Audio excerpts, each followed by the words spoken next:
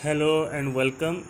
This is the second presentation regarding preemption. In first presentation, we just generally discussed about preemption, what is preemption, different instances of preemption, and how and why this right should be exercised. And we also understood one thing that this is an exceptional right, and that is the reason some very strict conditions by law are given to exercise such right. And let me tell you one thing that being a practicing lawyer and in my own practice, I have seen that this is one of the most this is the toughest case for a lawyer to win. And the reason is that people who are uh, claiming this right, they do not understand these very typical and these very critical stages of preemption.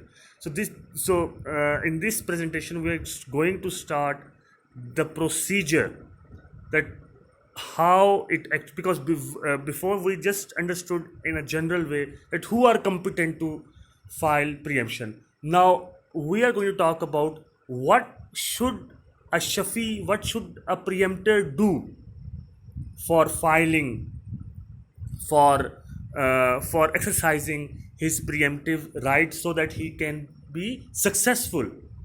So because it is not easy to revoke a valid sale deed, we need to understand this, because what you are doing by exercising this right, I am again repeating it, you are actually revoking a valid sale, valid transference of property.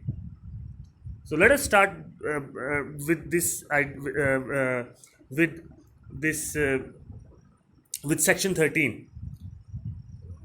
The right of preemption extinguishes where demand of preemption is not exercised in the manner prescribed and within the stipulated period. This is the most critical thing. Preemptor has to follow below mentioned procedure, and its procedure has to be followed very strictly. बहुत strictly आपने इस procedure को follow करना है, और आपने इसको basically अदालत में प्रूव भी करना है. So now I would like you to imagine this thing that you are a lawyer and you have this preemption case. So how you are going to prove it before the court of law? So what is the first thing that you need to prove? The person who is going to exercise right of preemption, whether he is Shafi Sharik, Shafi Khalid, or Shafi Jar, it does not matter, whoever he is, he, when it comes to his knowledge that such and such property has been sold, at once, with the next moment, he must utter words.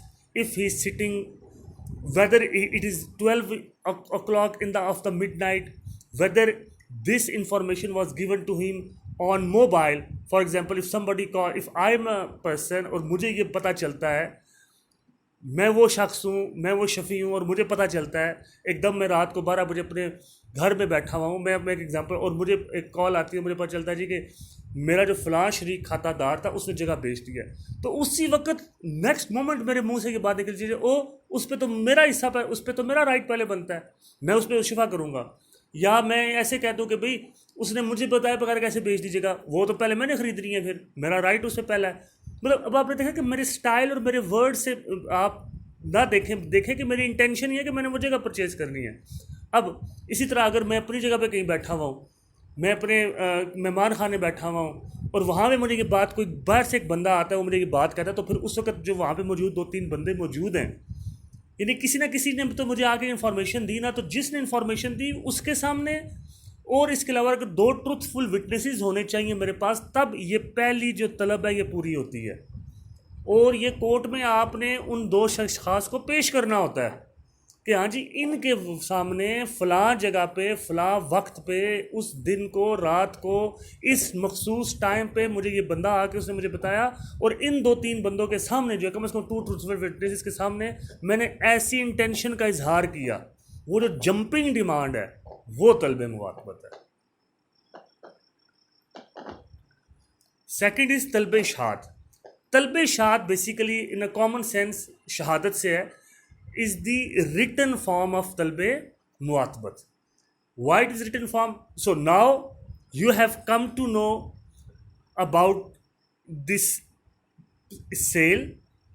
You don't have a sale deed, you don't know what is the price of that sale, but what you did at once, you in the presence of the person who gives you this, whether he sent you a message or if he has sent you if he has communicated you through mobile or through whatever medium, through email. So what you did, you at once uttered those words.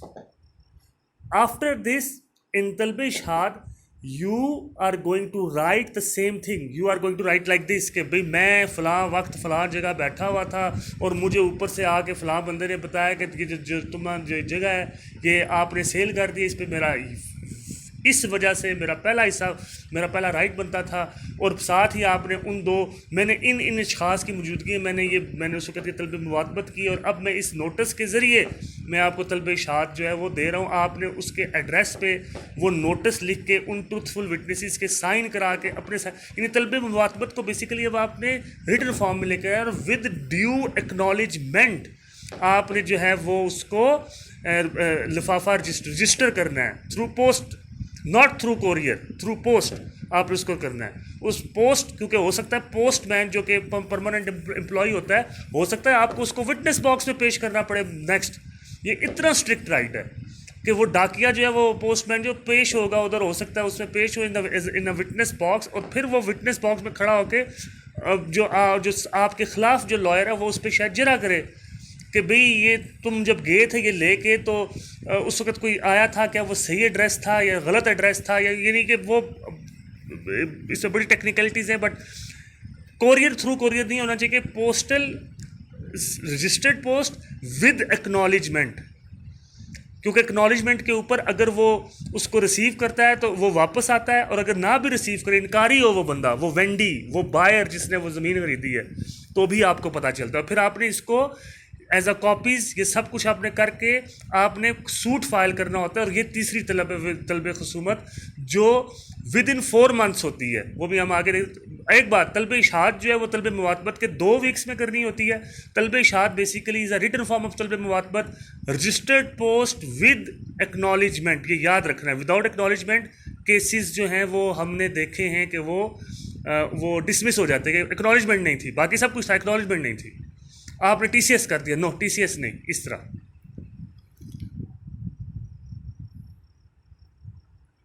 پھر طلب خصومت میں جو ہے وہ اب آپ نے کا جب میں بیسیکلی آپ نے سوٹ فائل کرنا ہوتا ہے. سوٹ فائل میں آپ کیا کیا چیزیں لگاتے ہیں؟ آپ سیل ڈیڈ اگر آپ کے پاس ہے وہ لگا دی، میوٹیشن اگر ہوئی وہ لگا دی، یا اگر نہیں ہے دونوں تو آپ نے وہ جو رجسٹرڈ اے ڈی ہے اور وہ جو نوٹس ہے، وہ نوٹس کی کاپی آپ نے ساتھ رکھی. جب آپ نے نوٹس بھیجا طلب اشاعت کا تو آپ نے کاپی تو اپنے پاس ریٹین کر لی نا، اور اس میں آپ نے لکھا ہوتا ہے نوٹس میں کہ a copy of this notice, the said notice is retained by me for future action. So what is the limitation of طلب خصومت? It is for 4 months. 4 months dating from registration of sale deed, attestation of mutation if the sale is made otherwise than through a registered sale deed, on which the vendee takes physical possession of property if sale is made otherwise than through a registered sale deed or a mutation, or on which preemptor came to know. اب فرض کیا اب یہ چاروں چیزیں نہیں ہیں، اگر یہ چاروں چیزیں نہیں ہیں تو پھر آخری وہ ہوگا جس دن آپ کو اس بات کا پتہ چلا، جس دن آپ نے طلب مواتبت میں آپ نے جو ڈیٹ لکھی ہے اس ڈیٹ سے نیکسٹ 4 months کے اندر اندر اپنے سوٹ فائل کرنا ہے.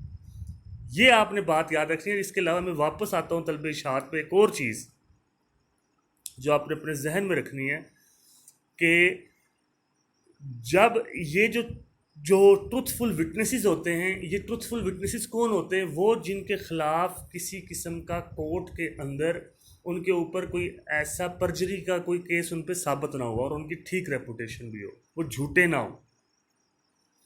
Section 14 where a person is unable to make demands, his guardian or agent may make the required demand on his behalf. ہو سکتا ہے وہ مائنر ہو یا وہ بول نہ سکتا ہو، تو پھر اس کا ایجنٹ کرے گا یہ کام.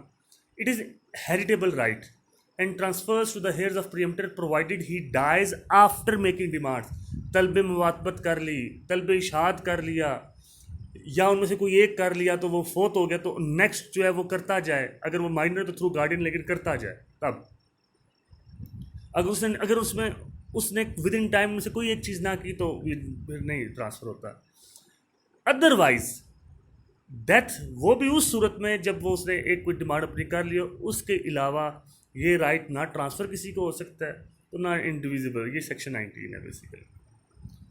Sections 20-21 where a vendee has made any improvement in the immovable property before طلب اشاعت.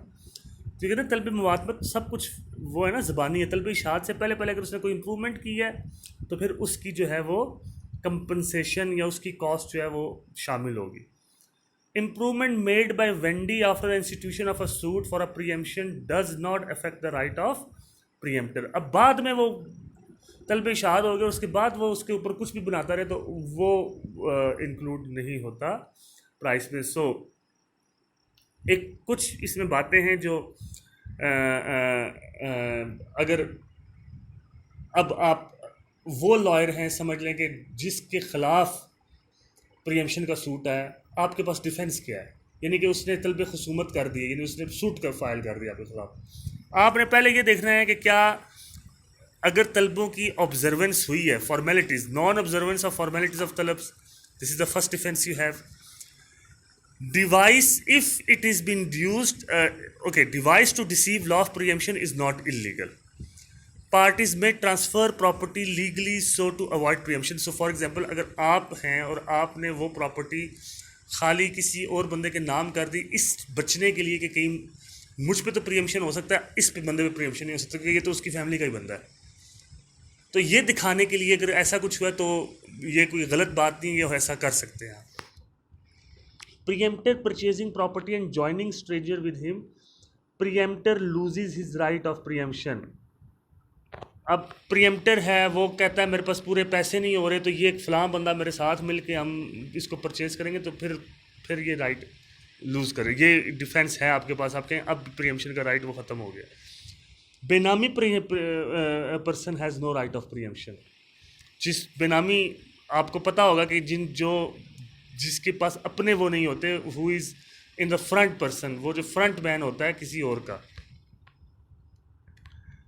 ویور is a defence in preemption suit. آپ نے پہلے اس کو ویو آف کر دیا due to anything acquiescence of sale یا جو بھی ہوا جو ہم نے پہلے پڑھا. Collusiveness is a ground for dismissal of suit, اور یہ تو خیر ہر سوٹ کا یہ گراؤنڈ ہوتا ہے. اسی طرح میلا فائڈ انٹینشن بھی جو ہے یہ ہوتا ہے.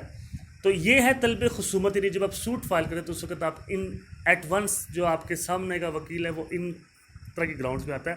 اور پہلا گراؤنڈ جو واقعی سب سے زیادہ یوز ہوتا ہے وہ ہے کہ طلب کی جو چیزیں ہیں وہ پراپرلی ہونی چاہیے. اگر وہ پراپرلی نہیں ہیں, یعنی کہ آپ یقین کریں کہ طلب مواتمت میں اگر آپ نے ود ان آپ کو جب پتہ چلا اور آپ نے ایک دم بات نہ کی اور یہ کہا جی آپ نے آدھے گھنٹے بعد آپ نے سوچا اور پھر کہا جی اب میں کروں گا شفا, وہ ضائع ہوگی وہ بات. It is a jumping demand جو پہلی طلب ہے, یعنی کہ طلبیں ان کو اتنا آپ نے اسٹرکٹلی فالو کرنا ہے.